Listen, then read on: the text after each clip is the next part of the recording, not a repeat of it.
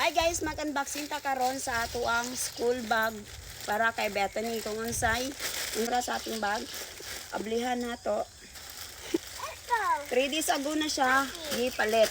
So unsay porma sa bag. Wow! Dako siya kaayo.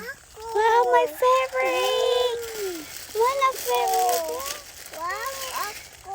Ako na. Ay saba ako. Wow, nindot siya kaayo. Murang-mura lang siya, guys. Dako siya kaayo, pwedeng pang grade 4, pang grade 5, pang grade 6, pwede kahit nga pang high school eh. Pwede kahit pang high school guys, ang laki. Ang laki niya. Tapos may zipper pa dito, ang daming zipper. Tatlo yung zipper. Tapos meron pa dito sa kabila. Easy, nakuha ko ang unboxing. Ayan guys, ang dami yung ang dami yung zipper. Tapos dito. Ayan. Tapos dito, meron pa.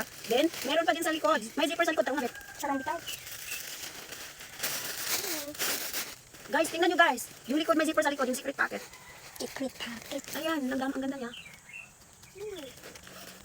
Wait lang, ayan guys, ang ganda. Tapos, may libre pang unicorn Kitchen. mga kamima. Libre pa to ha, may libre siya. Kitchen. Ganito yung bag natin. Pwede siyang pang elementary, pwede ding pang high school mga kamima. Wala kisi. Wala lang na si Kise.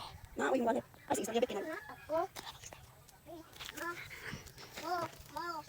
Wow, ganito yung bag natin mga kamima. Ganito siya. Tapos, ito pwede siya. Maganyan, ang dami siyang. Sa halagang 198 pesos guys, ganito yun na yung bag natin. Ganito yung bag natin mga kamima. Sa mga gustong mag-check out na tayo. Ayan, okay na.